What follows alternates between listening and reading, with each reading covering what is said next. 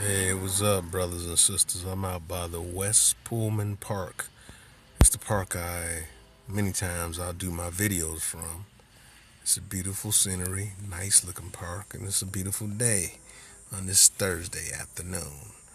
Um, I want to talk about the whole NFL kneeling issue and the owners taking part in it because what Donald Trump used the term "son of bitches" last week.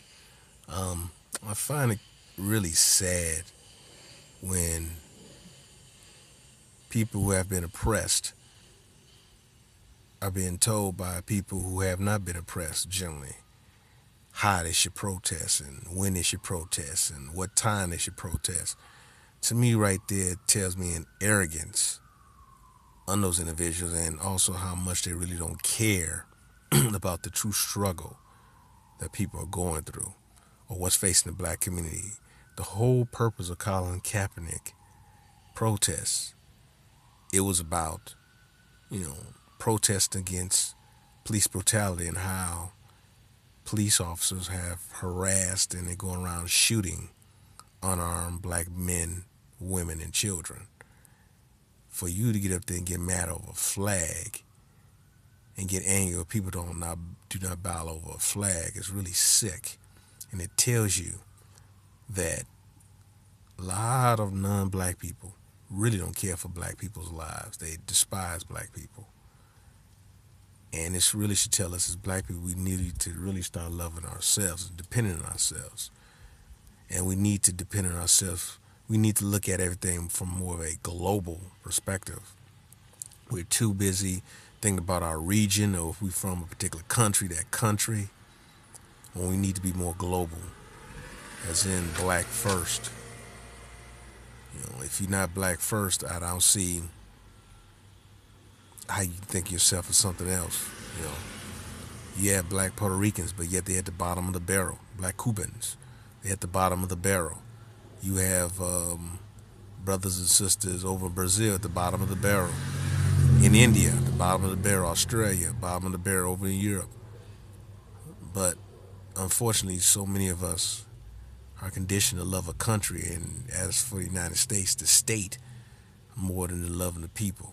It doesn't make any sense.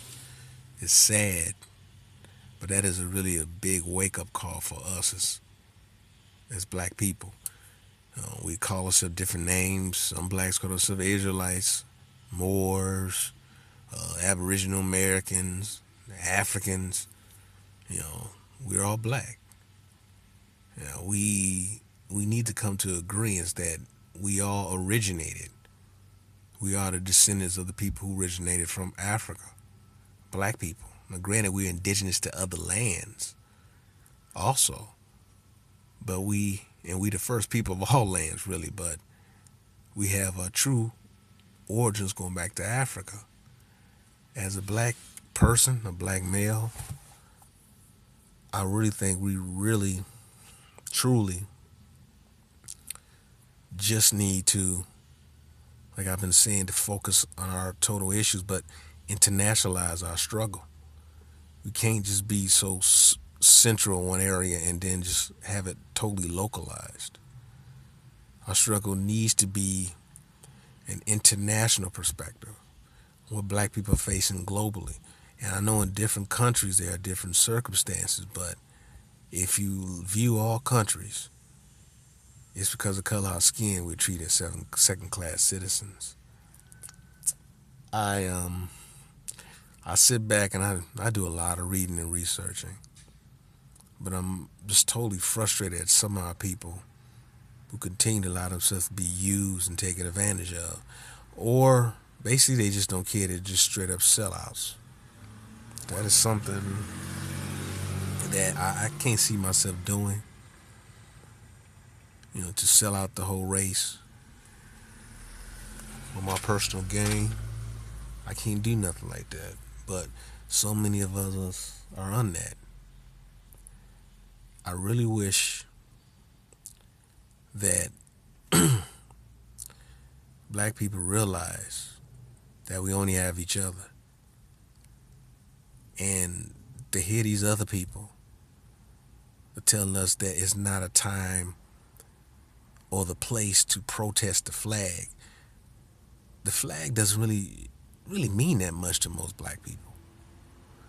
I mean, when that flag was flying, many of our people were enslaved, and many of our people who were here, their land was being taken away from them. It was being reclassified, and their land was being stolen from them. Why should I honor the flag? Why should I stand up and put my hand over my heart over a national anthem that was written by a man who owned slaves?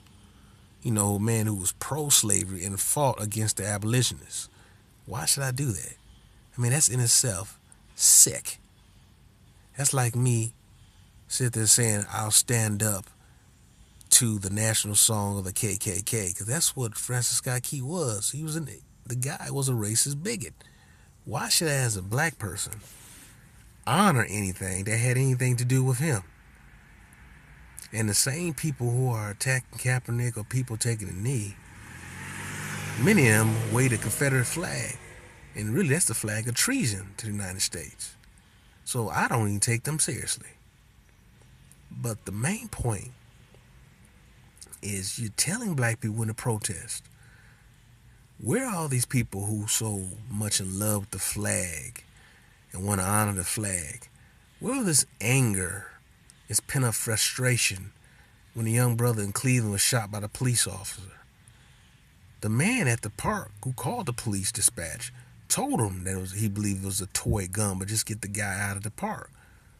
You know, he didn't feel comfortable in the park doing that. The guy just opens up and just shoot the kid.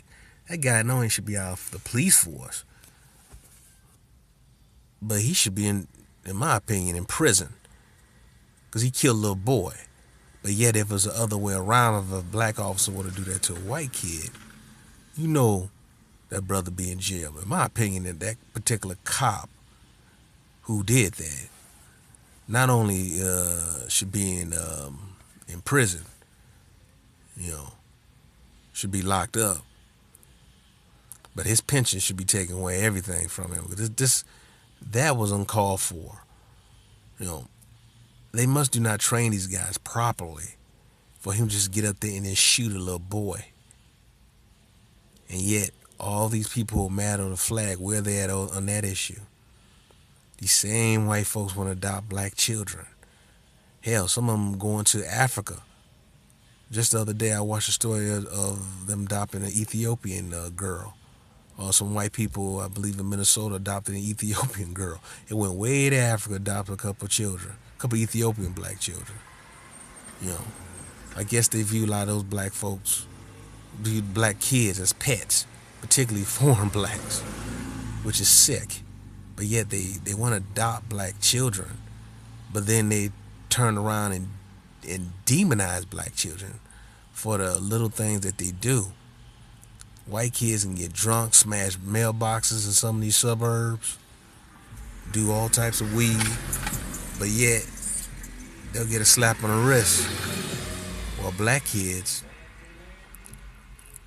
will be brought to the jailhouse and they have to go to court. It doesn't make any sense. It is sad, but this is what we're dealing with nowadays. Actually, we've been dealing with it for a long time, but we in the black community, we're too busy at arms with one another instead of loving your fellow brother and sister. I'm just sitting here contemplating, and this is a beautiful, beautiful park in a pretty predominantly black neighborhood. You know, you don't see these images on television that much. What you see in television is that all our neighborhoods are run down. I know that not to be true. But when someone is writing your narrative and telling your narrative, what do you expect? You know, I see when these white cops drive around, they're very arrogant. They flash your lights in your car. And they walk around, and you see they flirting with some of these women who are out there prostituting, you know. And it's like, they can come in our neighborhood and do whatever they want. But if we do something in our neighborhood that they don't approve of, and they start harassing you, this is what I call, you know, overstepping their boundaries. It's really sad that we have people who do not look like us patrol our own communities. We should have our own people patrol our communities. Black police officers, former black military people patrolling black communities, the ones who are willing to want to do that. We shouldn't have outsiders patrolling our community. They just can't be trusted from what I have seen. Even the brother with the Seattle Seahawks, when this stupid officer in Las Vegas claimed that, well, it couldn't have been racism because officers were Hispanic. Hispanic is not even a race. And when you hear that thrown out, just laugh. You take the black population out of them, and not only their population will decrease, but culturally, what we give into the so-called Latino culture. And I think it's really sad that when a black person called himself anything else but black first, and you allow other people to sneak up and steal your history and your culture. So when you generally, like my black Latino brothers say they're Latino this, Latino that, it's not a race. I can just say I'm American this, I'm American that. But I know that it's specifically black people in America who created jazz, not white folks. And so when I believe in that differentiation in that aspect is when you need to not only acknowledge who you are and your background, but you also need to come to the point is that, don't allow other people to steal your light, your fame, your glory. And I see that with black people globally. Our people really don't know our history or culture. I remember watching a documentary, it's on YouTube, about the Sudan, and I was hearing that a lot of those northern Sudanese people consider themselves more Arab than African. Now the original Arabs were black, basically people from the Arabian Peninsula. All right, them other people there, they're more of Turkish descent, they're mixed, come through the Ottoman Empire. But being the name Sudan itself means black. In fact, from West Africa all the way to, from East Africa all the way to West Africa, it was known as the Sudan at one point. Hell, the whole continent was looked upon as Ethiopia, which means the people with the sunburnt faces, the dark faces. Those very names means black. And I use the term black because I'm proud to be black. But not only that, I'm differentiating myself from other people. So I am a black Aboriginal American of African descent. I am that.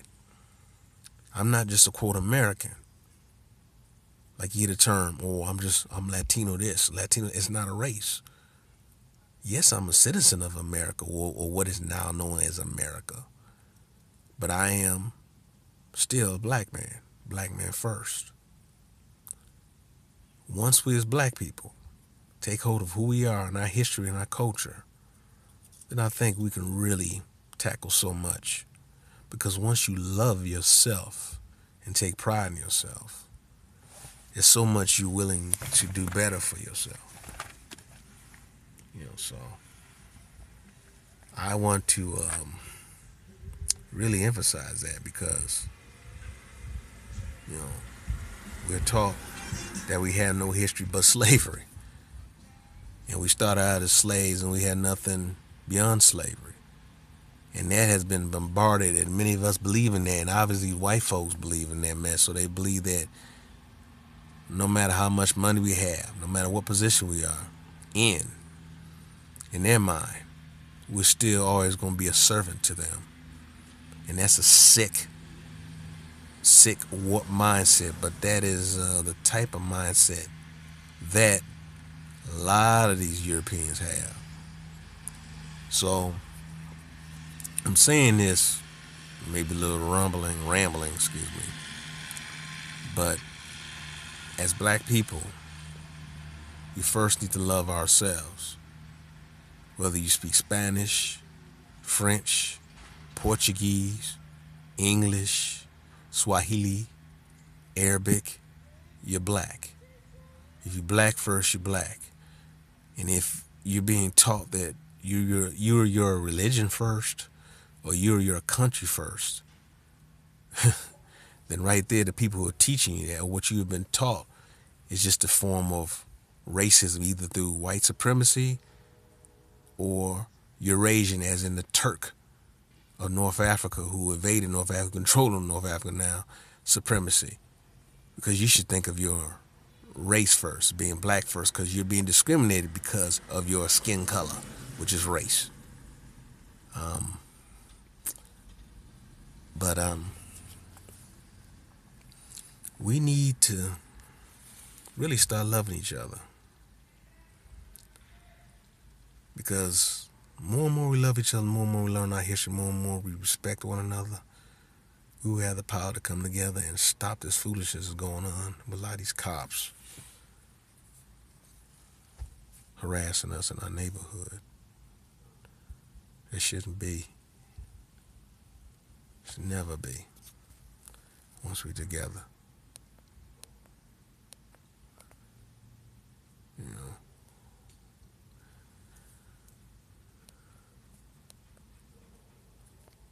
Once we do things together, and I know that we all will never be on a total same page on everything, but we should agree on the basic thing. It's black first. Now, we shouldn't continue to send our children to these white universities where they make billions of dollars off of them, but yet they only get a cost of attendance, even if they get that. You know, it's so sad. And then you got these professional leagues where football, basketball, and baseball would be nothing without the black athlete. And I said baseball because black people maybe around 30%. I know people say 8%, but that's just American blacks. Remember, there's a lot of black Latinos who play baseball, and they are black. So I add them in the equation. So I'm going to say around 30%, 32%, maybe. I'm going to try to get my figures to be more detailed, but it's the black athlete who changed the game, like base stealing. It's the black athlete who brought in the, speed around the bases and all the base stealing. It wasn't white athletes doing that. It was black athletes. Gibson, the great pitcher, who was with the St. Louis Cardinals back in the 60s. I believe that the mound, if I'm correct, it was lowered because of his style of pitching and how he used to intimidate people. I think it was lowered. But as a people, we've contributed so much around the world globally, and there's jealousy among other people. Look, when I see a black person do something in Australia, that's one of my own. Even though I'm not in Australia, I'm in the United States, that's still one of my own. And I'm proud of that individual for their accomplishments and what they've done for black people globally. And that's what black people should look and stop being too individual and just realize what a black person is doing somewhere else is good for us as a race. But too many of us, that's the American Negroes did this, or that's those Latino Negroes did this, or that's those British or those African blacks. We're all black. We're all catching hell. Africa's not ran by us. The Chinese all up in Africa now. The Europeans, through the Berlin Conference, the Conference of Brussels, carved up the damn continent, suck all its resources, what they're still doing today. We don't control nothing. It's a damn shame. That continent has every form of resource that's out there. But yet, we don't control anything. We brag about our little six-figure incomes working for a white company, white organization. Many of us take that money and marry outside of our race. That means the money is going outside of our community instead of keeping it inside the black community and keeping it in-house. We as a community must stay strong. We as a community must be proud of who we are and love who we are. You know, it just drove by me, Chicago's so-called finest, Chicago pigs. But you know, we should do what's best for the community and love ourselves and stop worrying about other people, because other people will never like us like we love ourselves. But we don't think race first. Like I said before, when I see the Afro-Mexicanos do their thing, I'm proud. I'm proud of black people globally, no matter what we do. My thing is we should love each other for who we are and our greatness and our uniqueness and our multiculturalness within the black family. Black family, unite, love, and trust me. The more we're together, form like one, form like Voltron, form that blazer sword, we cannot be defeated. Oh boy, my time is almost up, brothers and sisters. That's me just rambling on. Black love, black strength. There's many black answers. Black power. All right. Peace and love, brothers and sisters. Peace and love.